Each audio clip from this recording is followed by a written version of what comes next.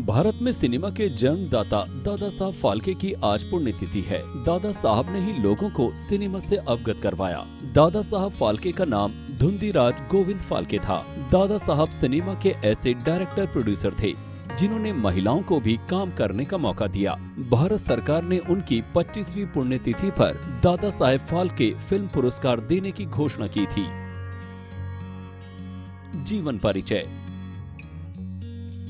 दादा साहब फाल्के का जन्म 30 अप्रैल 1870 को त्रिबंक, महाराष्ट्र में ब्राह्मण परिवार में हुआ था। 15 साल की उम्र में उन्होंने उस जमाने में मशहूर मुंबई के जे स्कूल ऑफ आर्ट्स में दाखिला लिया। फिर उन्होंने महाराजा सयाजीराव यूनिवर्सिटी में दाखिला लेकर चित्रकला के साथ फोटोग्राफी और स्थापत्य कला की भी विधिवत शिक्षा ली। इनके पिता गोविंद फाल्के संस्कृत के प्रकांड पंडित थे और मुंबई के एल्फिंस्टन कॉलेज में प्राध्यापक थे।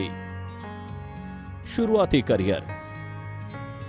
अपनी पढ़ाई पूरी होने के बाद उन्होंने गोधरा में पहले एक छोटे से फोटोग्राफर के रूप में अपने करियर की शुरुआत की। हालांकि अपनी पहली पत्नी की मौत के बाद उन्होंने फोटोग्राफी बंद कर दी और फिर उन्होंने भारतीय पुरातात्विक सर्वेक्षण विभाग में काम किया और इसके कुछ दिनों बाद अपना प्रिंटिंग प्रेस खोला।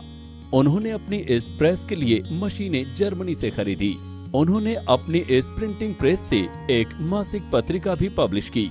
वहीं साल 1911 में जब दादा साहब फाल्के जी ने बंबई में ईसा मसीह के जीवन पर बनी मूक फिल्म देखी, तब उन्होंने सोचा कि भारत के महापुरुषों के महान जीवन पर भी फिल्में बनाई जानी चाहिए। और फिर क्या था, अपनी इसी सोच को आगे बढ़ाने के लिए वे लंदन चले गए और वहां करीब 2 महीने रहकर सिनेमा की तकनीक समझी और फिल्म निर्माण का सामान लेकर भारत लौटे। पहली फिल्म 1912 में उन्होंने फाल्के साहब फिल्म नाम की एक कंपनी की शुरुआत की।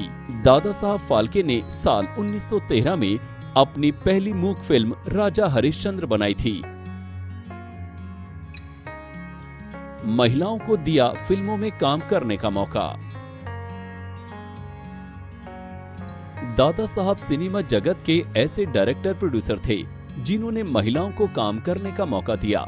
भस्मासुर और मोहिनी वे फिल्में थी जिसमें महिलाओं ने काम किया था। उनका नाम कमला और दुर्गा था। उनके जीवन की आखिरी मूक फिल्म सेतु बंधन थी। हिंदुस्तान फिल्म कंपनी की स्थापना। दादा साहब फाल्के ने नासिक में आकर अपनी अगली फिल्म मोहिनी, भस्मासुर और सावित्री सत्यवान को प्रोड्यूस किया। उनके इन फिल्मों के गाने काफी हिट हुए और फिर उनके प्रत्येक फिल्म के प्रिंट जारी होने लगे। ये उनके लिए एक बड़ी उपलब्धि थी। दादा साहब फाल्के ने उस दौर में अपनी फिल्मों में तमाम नए एक्सपेरिमेंट किए और फिर साल 1917 में उन्होंने महाराष्ट्र के नासिक में हिंदुस्तान फिल्म कंपनी की नींव रखी और कई फिल्में बनाई। दादा साहब फाल्के ने अपने फिल्मी करियर में राजा हरिश्चंद्र, लंका दहन, सत्यवान सावित्री, श्री कृष्ण जन्म, कालिया, भक्त गोरा, मर्दाना, शकुंतला, संत तुकाराम जैसे करीब 100 से ज्यादा फिल्में बनाई। निधन।